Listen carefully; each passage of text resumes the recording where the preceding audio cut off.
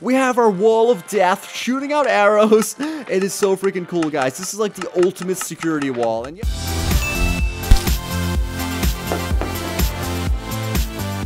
hey, what's up, my fellow Twisters? Welcome back to another Minecraft Pocket Edition Redstone tutorial. Today, we're going to be taking a look at one of the best redstone creations ever to be seen in Minecraft Pocket Edition. I'm super confident in this, and before I get started, I do want to mention that this can be built in console as well as PC for those of you that are watching. Now, this is really awesome, mainly because it's a wall. I know it sounds boring, but this wall has lights on the outside, it has lights on the exterior, as well as rapid arrow dispensers, it has obsidian inside the wall, and finally, guys, it is only 3 blocks wide. Yes, guys, only with 3 blocks wide, we can build this epic wall jam-packed with so much redstone. I absolutely love it, and what's really cool about this, which makes it even more awesome, is that it is built in a pattern, so it's super simple to just go ahead and copy the pattern and build it however big you want onto pretty much any length. It's just really cool, guys. So let's go ahead and now take a look at how it works. And we have 2 buttons over here. It's going to turn the lights on and off, and we also have a lever which is going to turn on the rapid arrow system. And yet again, this is so cool. I'll show you guys how it works. It basically uses one circuit to make all of this work, and it's just so freaking cool, guys. And we also found a way, or I also found a way to make a T flip-flop in MCPE, which is not yet done. I haven't seen any good T flip-flops yet, but yeah, let's go ahead and now activate this and stop talking about how amazing it is. So yeah, let's click on this button to the right. As you can see, all of the lights will turn on. Bam, there we go. As you can see, we have heads inside of the wall. I kind of added glass over here because I like seeing some of the redstone. It's cool, and you can actually decorate this however you want. I'll show you guys how just to build the skeleton, and you guys could add in whatever you like in the future. So as you can see, everything is basically working on this side except for those lamps. I think I misplaced the block or whatever, but as you can see, on this side is working just well, and the lights are pretty much lighting up. Now, the only downside to this is that when you turn it on, initially it shoots out a row of our arrows, but it's I guess you could just go back and pick it up or something like that. But yeah, that's one of the downsides. It wastes like 1 ammunition of arrows for each time you turn it on. But as you can see, when you click on this button over here, it's going to turn off that system. Bam, on both sides, and you don't have to worry about that anymore. And you want to go ahead and make sure the system is turned off before you activate our rapid dispense system, or it will mess up. Alright, so let's go ahead and now activate that rapid dispense system. Bam, there we go. The lights on the interior are going to flash around to indicate that the system is on. And then on this side, we have all of the arrow dispensers going off. As you can see, that is so freaking awesome. We have our wall of death shooting out arrows. It is so freaking cool, guys. This is like the ultimate security wall. And yet again, those lights in the corner aren't working, but it's pretty cool nonetheless. I mean, check this out. Who is going to get past this wall? This is like the most high-tech security wall I have seen so far. And let's just go back over there and turn it off because it takes forever to replace those arrows. Alright, so there you go. Once we turn that off, it should go ahead and basically reset the entire system. So yes, guys, it works perfectly, and what's really amazing about this is that it uses only 1 circuit to do it. So let's go ahead and take a look at the redstone before we actually build it, because I've been hyping this up for a while. Basically, we have a rapid dispense signal. If you guys watch my previous videos, I used it on that build over there, as well as I used this T flip-flop on that build on that side. But basically, I connected up our rapid signal to our T flip-flop, and then I basically delayed 2 sets of signals coming from the rapid signal in order to kind of make the T flip-flop flip back and forth, and then it always lands on this side, which basically always lands on the off switch. So that's basically how that works. And then we have some manual inputs that's going to basically turn the T flip-flops either on or off. So that's basically how that works, guys. It's yet again a bunch of stuff working to turn only 1 circuit either on or off, and then I have that circuit connected up to some repeaters that's basically going to go into the wall and turn on some of our redstone torches. So I know it sounds complicated, but we're going to go ahead and build each system individually, and then I'll show you guys how to connect it and make it all work together. Alright, so I'm gonna get started over here by first grabbing some obsidian blocks. I highly recommend you build the interior out of obsidian because it's just an extra layer of protection if you do have the resources to spare. What you want to do is build up 3 obsidian blocks like that, build 1 across, destroy 1 in the middle, build up 3 on this side, and then destroy the ones on the top end. So it's basically going to make this shape, and you would copy that shape along pretty much the entire wall. And this is going to be the area for us to place down all the redstone, and how this is going to work is basically placing down a redstone torch on top of one of these blocks. We skip an area and then place it on top of the next block. So we basically place down a block in the middle like so, we place down one over there, we place down one up there, and then we place down a redstone torch with a gap of 1 in the middle, because this one redstone torch is going to activate both of these redstone dusts, which is going to activate our lights. So that's basically how that would work, guys. As you can see, it activates that bit of redstone dust right over there. Bam, there we go. And now to turn our redstone torches off, we basically need to go ahead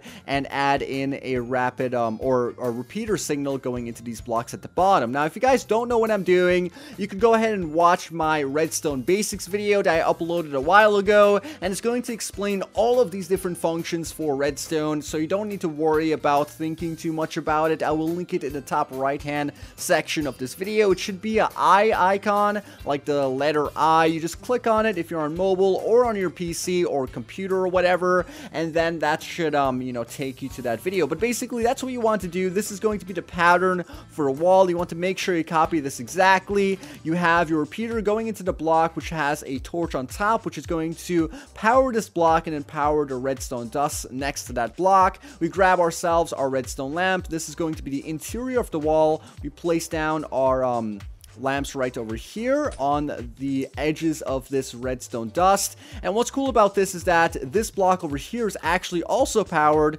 and this is what I use to basically have our dispensers on the opposite side. So this is basically what I did. I placed down dispensers over here on the opposite or the exterior side of the wall, then I placed down our lamps, you know, between them. So let's go ahead and just do that. There we go. And we have a bit of a problem placing that down, but yeah, so on the interior I filled this in with another block of my choice, and then on the other side I basically just added in a dispenser to add in that wall of defense. Now basically when the lights turn on and off, it's going to also turn the dispensers on and off. That's why the rapid system works, and that's why the lights flash as the dispensers are going off. So that is pretty much it for the wall, guys. There's not a lot. You just basically cover it up however you want, as long as you're not messing with the redstone and the skeleton.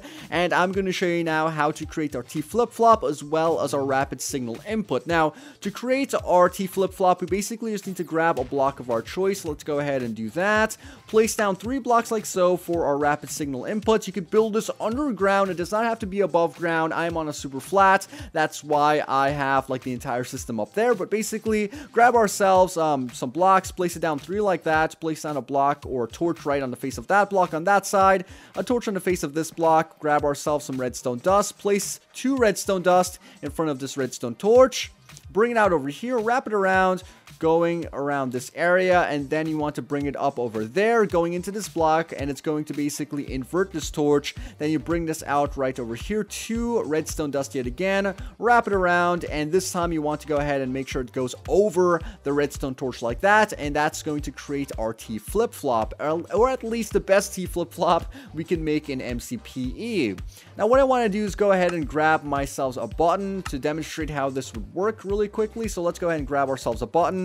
Whenever signal is applied to the different areas, as you can see, it basically switches the default state of it. So that's basically the little trick that we're going to use in this video. Now what we need to do is basically create our rapid signal input. Yet again, very simple. We basically place down 2 blocks like so, place down our redstone torches on the face of those blocks, grab ourselves a bit of redstone dust, place it down the middle, and then place redstone dust on top of these blocks. It should create a rapid signal. We place down a block over here, grab ourselves a lever, and when we apply a redstone signal to this block over here, it should go ahead and stabilize the signal and turn that rapid signal off. And then we can flick it again to turn it back on. So that's basically the lever for that. Alright, so anyways, once you have that rapid signal, you want to do something a bit tricky. So just pay attention here, guys. You want to go ahead and extend the signal, because for my case, my T flip-flop is located quite a bit away, but it doesn't really matter. Just place down a redstone repeater right at the end over there, extend it using some redstone,